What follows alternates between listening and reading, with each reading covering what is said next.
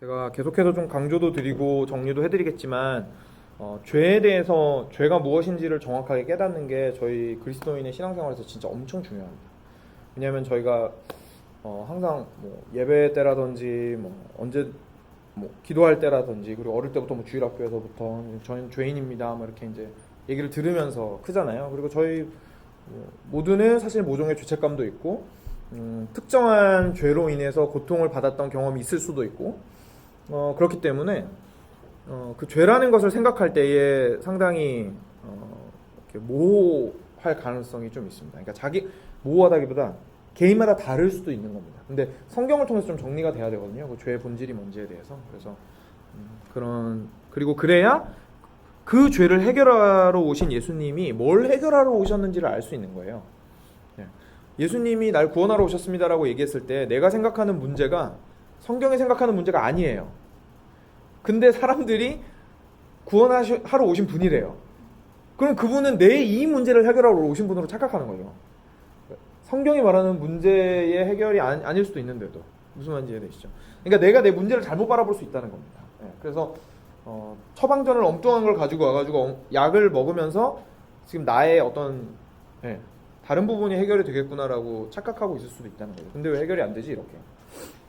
그래서 물론 예수님께서는 뭐 계속 다루겠지만 아우르지 않으시는 영역이 전혀 없으시지만 그럼에도 우리가 정확하게 그 본질이 뭔지에 대해서는 이해를 해야 좀 예수님의 구원에 대해서 잘 알 수가 있습니다. 네. 그래서 조금 죄에 대해서 설명을 드렸고요. 계속해서 이제 죄에 대한 이야기가 나옵니다.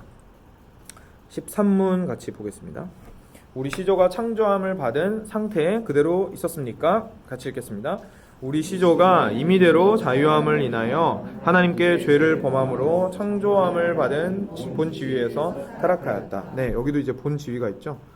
둘 다 상태라고 좀 바꿔주시면 이해하기가 더 좋으실 것 같고요.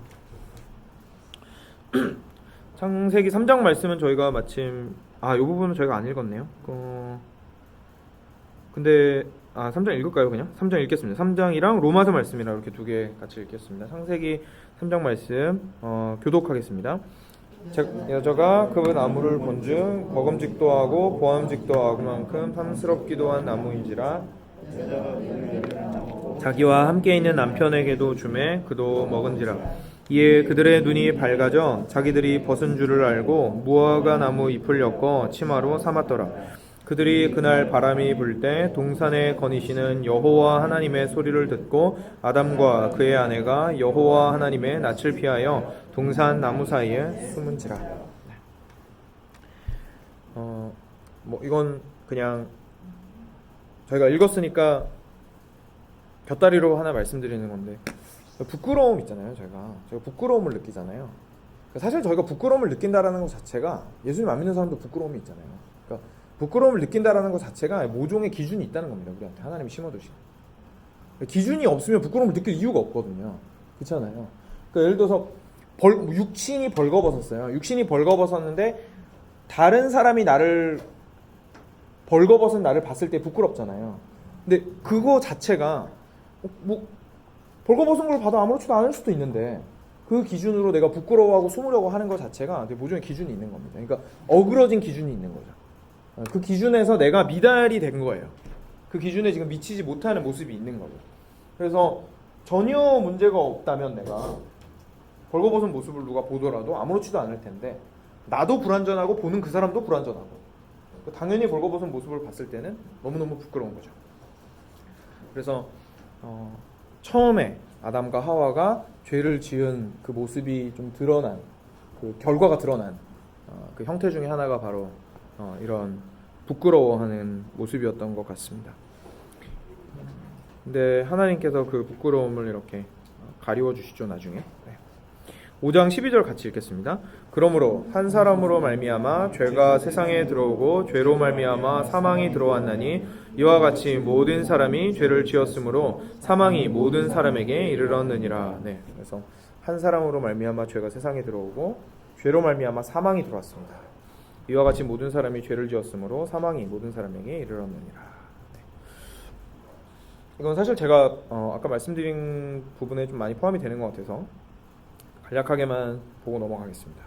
우리 시조가 그러니까 우리 아담과 하와 얘기하는 거고요. 영어로는 first parents라고 되어 있습니다. 첫 번째 부모들. 그래서 한국어로는 시조라고 번역을 했네요. 그래서 우리 시조가 임의대로 자유함을 인하여 이렇게 했을 때 이제 임의대로 하면은 한자어를 이렇게 압축하다 보니까 안에 무슨 단어가 들어가는지 저희가 좋은 번역이긴 한데 잘 이해를 못하실 수도 있을 것 같아서 영어로 보면 freedom of their own will입니다. 그러니까 그들 자신의 의지의 자유로, 그들 자신의 뜻이 자유로운 대로 하나님께 죄를 범하였다. 그리고 창조함을 받은 상태에서 타락하였다. 이렇게 이야기를 합니다. 그래서 소요리 문답이 임의대로 자유함을 인하여라는 것을 freedom of their own will을 여기에 굳이 넣은 이유가 있습니다. 일단 1번은 성경이 그렇게 말하고 있는 거고요. 그렇죠? 성경이 그렇게 말하고 있고요. 두 번째는 이렇게 말을 하지 않으면 하나님을 사실 죄를 짓게 만든 장본인으로 만들 수가 있거든요. 그래서 명확하게 하는 겁니다. 사람이 자기 의지로 말미암아 죄를 지은 것이다. 그래서 이 이야기를 하고 있고요. 하나님께서 질서 가운데에 우리 모든 이치 가운데에 당신의 뜻 가운데에 만물과 우리 사람과 이 모든 것들을 이렇게 붙들고 계시는 것은 하나님의 선한 뜻이지만 그 안에서 저희는 뭐 어떻게 그게 이렇게 함께 작동을 하는지 구체적인 방식은 알 수는 없지만 사람이 자유의지로 그 죄를 짓게 되었다라고 저희가 믿음으로 고백을 하는 것입니다. 이 부분에 대해서는 그때 사실 김성수 선생님께서도 질문을 하셨었고 많은 분들이 사실 질문을 많이 하시거든요. 근데 진짜 이제 그 디베이트가 오래전부터 상당히 많이 있었어요. 이게 진짜 많이 있어요. 쌓인 게 굉장히 많거든요. 근데 사실 만족할 만한 답은 거의 없고 또 이제 저희가 가장 성경적이고 가장 뭐랄까 전체적인 그림 안에서 잘 피딩하게 잘 어울리는 이렇게 관점이 뭘까라는 좀 각도로 봐서 이게 그래도 제일 좋은 생각인 것 같다 이렇게만 말을 할 수 있을 뿐이지 사실은 조금 어려운 부분은 맞습니다. 그러니까 진짜로 신비에 많이 덮인. 그러니까 성경에서 얘기할 때 여러분 혹시 그런 얘기 들으셨는지 모르겠는데 계시의 빛이 하나님의 계시의 빛이 성경에서 복음서에서 가장 밝게 빛났다라는 이야기를 이제 보통 하시면서 처음에 창세기랑 마지막 계시록은 이게 되게 빛이 흐릿한 거예요. 그러니까 뭔가 많이 보여주시긴 했어요. 그러니까 그 많이라는 게 충분히 보여주셨어요. 그러니까 저희가 딱 보여주신 만큼만 알면 살아가는데 아무런 문제도 없고 구원받는데도 문제가 없고 하나님의 전체적인 계획과 하나님의 다스리심을 온전히 이해하고 누리며 살아가는데 문제는 없을 만큼 충분히 주셨어요. 근데 다 이해는 안 돼요.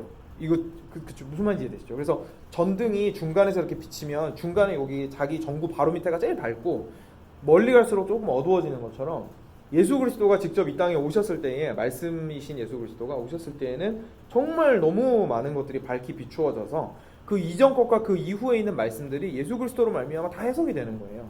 그런 놀라운 점이 있는데 이게 이쪽 태초로 향해 가면 갈수록 그러니까 구체적으로 얘기하면 이렇게 도대체 이거 죄의 시작이 하나님께서 사람을 선하게 창조하셨는데 죄는 도대체 어디서 들어온 건가? 어떻게 시작이 된 건가? 라는 거는 사실 희미할 수밖에 없고요. 거기는 마지막 날도 좀 그렇고 그래서 그 부분은 솔직하게 말하면 그렇습니다. 근데 그럼에도 불구하고 조금 설명이 듣고 싶다라고 하시면은 내용은 많이 있습니다. 그래서 저희가 좀 생각을 해볼 수는 있습니다. 충분히. 그래서 과연 하나님께서 그래서 실제로 이단들은 이제 그러니까 하나님이 죄의 조성자다 이렇게 말하는 이단들도 있었어요. 그런 사람도 있었고. 근데 그건 아니니까. 그럼 하나님은 죄의 조성자라는 표현이 좀 어려우시죠? 익숙하게 말했는데. 그래서 저희 신학에서는 조성자라는 표현을 합니다. 죄의 조성자 이렇게 표현을 하는데 영어로는 author라고 해요. 그러니까 죄를 쓰신 분, 죄의 저자. 그래서 죄의 조성자가 하나님이 아니면서 어떻게 인간의 자유의지로 죄를 지을 수 있는가에 대해서는 사실 좀 어떻게는 이해하기가 사실 힘들죠. 근데 말씀드린 것처럼 디베이트는 많이 있습니다. 그래서 궁금하시면 조금 말씀드릴 수는 있습니다. 이 자리에서는 제가 이렇게 넘어가겠습니다.